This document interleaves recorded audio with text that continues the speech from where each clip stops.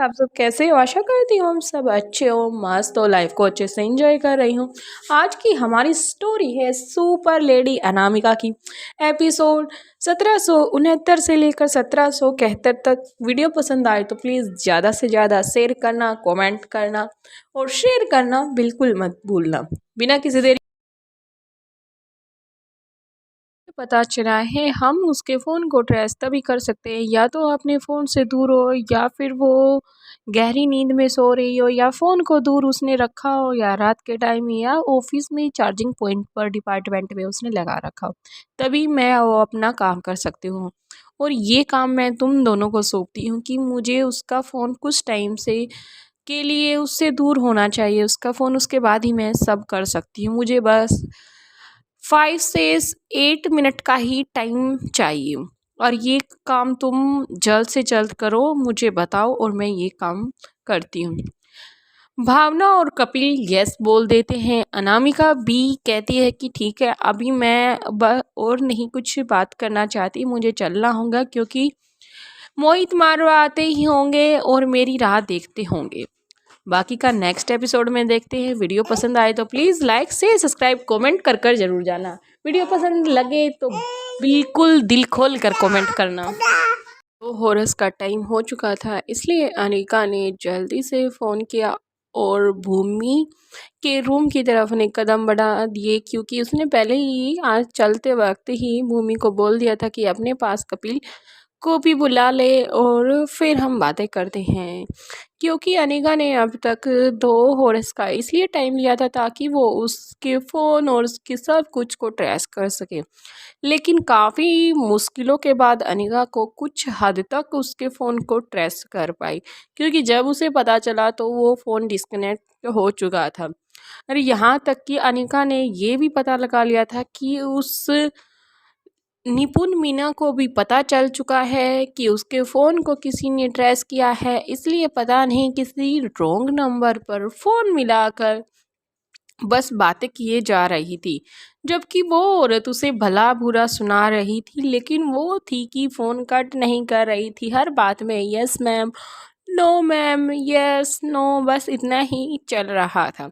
वापस वो भूमि के रूम में आती है तो कपिल पहले से ही भावना के साथ वहीं पर बैठा हुआ था, इसलिए अनामिका भी वहाँ पर चली जाती है और बैठकर उन्हें हर चीज़, हर एक पहलू को अच्छे से समझाने की कोशिश करती है। तभी भूमि अनिका की बात को काटते हुए कहती है कि दरअसल भाभी ये है कि मैंने दर्शन को प्रॉपर उस पर नज़र बनाए हुए रखने के लिए बोला है और वो कहीं नहीं गई बल्कि आज ऑफिस में ही है। और ऊपर से किसी से उसने बात की थी, बस उसने यस नो में ही आंसर दिया है। उसके बाद अनिका समझ चुकी थी कि जो उसके साथ अभी हुआ है वो एक सोची समझी चाल ही थी। फिर अनिका कहती है कि दरअसल बात ऐसे है, मैंने उसके फ़ोन की लोकेशन में जाकर उसके फ़ोन को सॉफ्टवेयर के ज़रिए अपने फ़ोन के डाटा के साथ कनेक्ट किया था, जिससे मैंने उसका फ़ोन को अपने कंट्रोल में कर लिया था। ये बात शायद वो इतनी चालाक है, उसने वो चीज़ भी समझ ली थी और इसलिए उसने किसी रॉन्ग नंबर के पास खुद कॉल किया और उससे बातें करने लग गई। जब वो थक हार कर वो औरत परेशान हो गई तो उसने उसको खरी खोटी सुनाना स्टार्ट किया।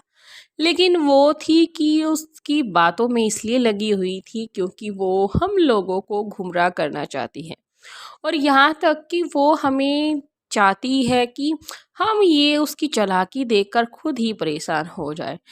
क्योंकि जितना मुझे पता नेक्स्ट आप के बारे में उससे बात हो चुकी थी, क्योंकि हर बात में वो दीदी दीदी कह रही थी, तो किसी को क्या पता चलता कि वो किससे बात कर रही है।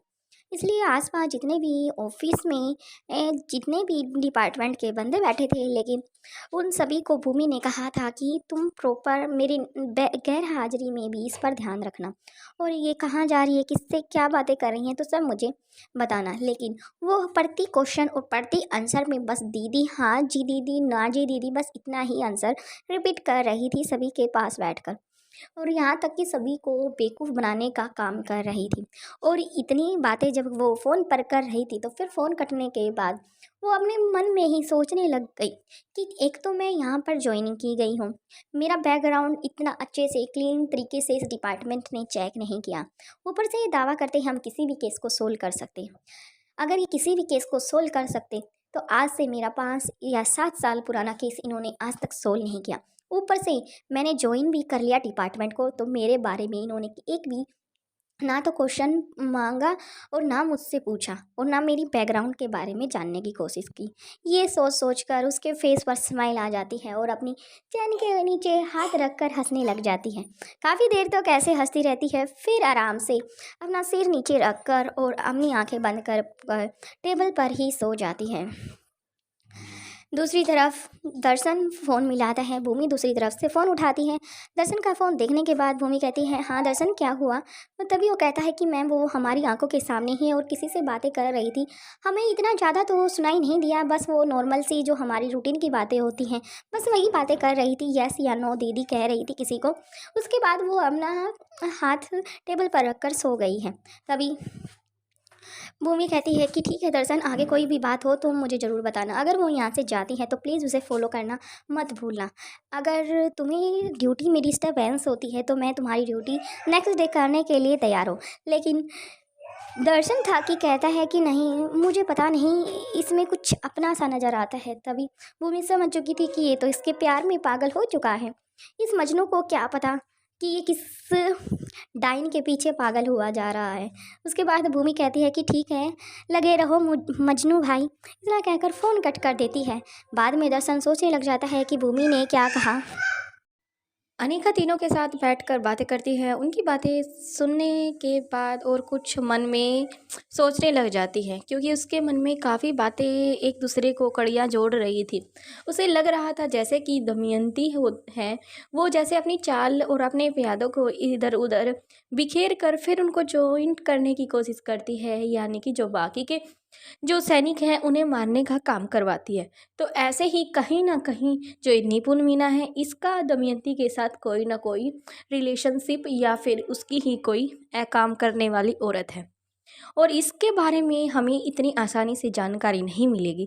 इसलिए मुझे अभी इनको तो यहाँ से भेज देना चाहिए। इसलिए अनिका उठती है और उन तीनों को कहती है कि तुम अपने काम पर लगो और मैं 2 घंटे के बाद दोबारा तुम दोनों को कॉल करके तुमसे मिलने के लिए खुद तो भूमि के रूम में आ जाऊंगी। इतना कहकर सभी अपने अपने काम के लिए वो अपने रूम की तरफ बढ़ जाते हैं। तो अनिका भी अपने रूम की तरफ अपने कदम बढ़ा लेती है।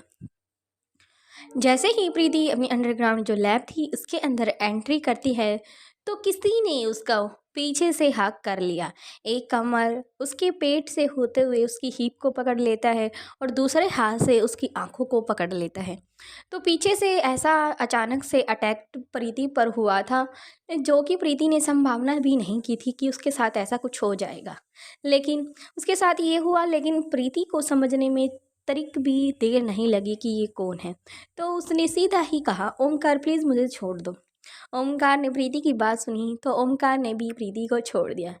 तभी प्रीति अपना फेस ओमकार की तरफ करती है और उसको नौटंकी टाइप में उसको हाथों से मारने लग जाती है उसकी चेस्ट पर। कहने लग जाती है कि तुमने मुझे डरा दिया, अगर थोड़ा सा भी मैं अपने आप को कंट्रोल नहीं करती तो शायद मेरा आज यहाँ हार्ट फेल हो जाता। इतनी बात सुनकर जल्दी से ओमकार प्रीति के लिप्स पर अपना हाथ रख लेता है और कहता है, अगर तुम्हें आज से ऐसे मेरे अलग से बिना बताए तुम्हें छूने से अगर तुम्हें हार्ट फेल या हार्ट अटैक की शिकायत होती है तो मैं आइंदा ऐसी गलती बिल्कुल भी ही नहीं करूँगा। मुझे नहीं पता मेरी इस दुबली पतली सी और स्ट्रॉन्ग दिखने वाली इस लड़चसमिस के पास इतना बिल्कुल सॉफ्ट सा दिल है। मुझे लगा कि ये इतना डॉक्टरी का काम करती है, काफ़ी स्ट्रॉन्ग होगी दिल से, लेकिन मुझे नहीं पता था कि तुम दिल से इतनी नाजुक हो। तभी प्रीति कहती है, नहीं ऐसी कोई बात नहीं है, मुझे लगा कि पता नहीं कौन आ गया। तभी ओमकार अपनी बात को जारी रखते हुए कहता है कि ये मारवा हाउस है, यहाँ अंदर आने और बाहर जाने की परमिशन किसी को नहीं है।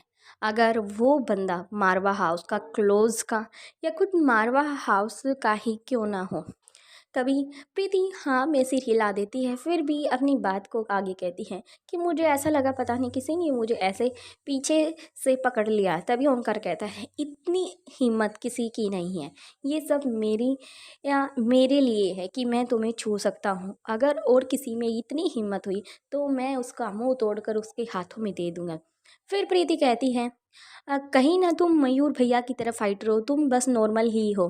तभी ओमकार कहता है कि तुमने मेरी फाइटिंग स्किल कब देखी है, कभी मौका मिला तो मैं तुम्हें ज़रूर दिखाऊंगा। प्रीति छेड़ते हुए कहती है अच्छा, आप तो फिर तो तुम्हें रिंग में उतरना चाहिए और ओमकार भाई के साथ तुम्हें फाइट करनी चाहिए, मैं भी तो देखूं कौन सा विनर बनता है। तभी ओमकार अपनी बात को आराम से रोकते हुए कहता है नहीं, वो भैया है ना बड़े भैया, तो इसलिए मैं उनसे जीत नहीं सकता, तो क्योंकि ये मेरे कायदे और कानून के खिलाफ हो जाता है। मेरी जो पर्सनैलिटी इमेज है वो बड़ों की रिस्पेक्ट के लिए है, तो इसलिए मैं वो काम नहीं करूँगा जिससे कि बड़ों की रिस्पेक्ट में किसी तरह की दखल अंदाजी हो।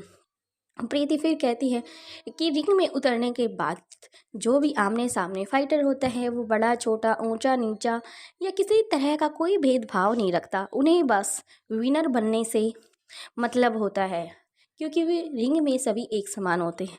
फिर कहता है ओमकार मैं इतना बड़ा फाइटर नहीं हूँ जो रिंग में उतरकर सबको एक समान नज़रिए से देखूँ। मैं गुलेरिया हाउस का एक लड़का हूँ और मुझे पता है कि ओमकार मेरे बड़े भैया हैं, भले ही वो मेरे दूर के कजन क्यों ना हो, चचेरे भाई क्यों ना हो। तभी प्रीति कहती है कि ठीक है, कभी मौका मिलेगा मैं तुम्हारी फाइट स्किल ज़रूर देखूंगी। फिर ओमकार कहता है अगर बात तुम्हारी जान पे आती है तो मैं अपनी जान की बाजी लगाकर तुम्हें बचाने की कोशिश करूंगा। अब प्रीति नर्वस हो जाती है, अब फिर चुप होकर कहती है कि तुम अपनी जान की बात मत करो, क्योंकि तुम्हारे सिवा मेरा है ही कौन। मोम डैड है काफ़ी टाइम से, अभी तक तो मुझे इतना ही पता चला है कि उनकी डेथ हो गई, लेकिन मुझे नहीं लगता कि उनकी डेथ हुई है, क्योंकि जब से मैं दिल्ली आई हूँ पता नहीं मेरे अंदर अजीब सा एहसास होता है कि मेरे मोम डैड अभी जिंदा हैं।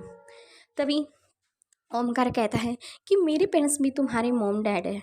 फिर प्रीति कहती है कि हाँ, तुम्हारे मोम डैड भी मेरे मोम डैड हैं, लेकिन अभी वो मुझे अपनी बहू या बेटी नहीं समझते। तभी उम, आगे ओमकार कहता है कि धीरे धीरे जब तुम मेरे साथ मेरे घर आ जाओगी तो वो रिस्पेक्ट भी तुम, मुझे पता है, तुम हासिल कर लोगी। प्रीति कहती है हाँ ज़रूर, मौका अगर मुझे मौका मिला तो मैं उनके दिल में अपनी जगह ज़रूर बना लूँगी। तभी ओमकार की बात सुनकर भी और प्रीति एक दूसरे की बात सुनकर एक दूसरे की आंखों में देखने लग जाते हैं, और वो अपनी बातों को कब चुप हो जाते हैं अपनी बातें कहने से, और एक दूसरे के को हक करके आराम से खड़े हो जाते हैं। कुछ टाइम तक दोनों ऐसे ही रहते हैं, फिर एक दूसरे से अलग होते हैं। प्रीति ओमकार से कहती है मैं कुछ टाइम बाद तुमसे मिलती हूँ, अभी एक पेशेंट है उसकी कंडीशन काफ़ी क्रिटिकल है, तो मैं उसको देख के आती हूँ।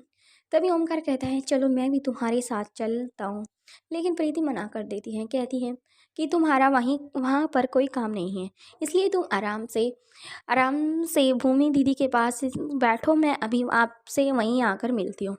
ओमकार भी प्रीति की बात मान लेता है और वहीं पर भूमि की रूम की तरफ अपने कदम बढ़ा देता है, लेकिन फिर उसे सन्नी का ख्याल आता है, फिर वो भूमि की तरफ ना जाकर सन्नी के रूम की तरफ अपने कदम बढ़ा देता है।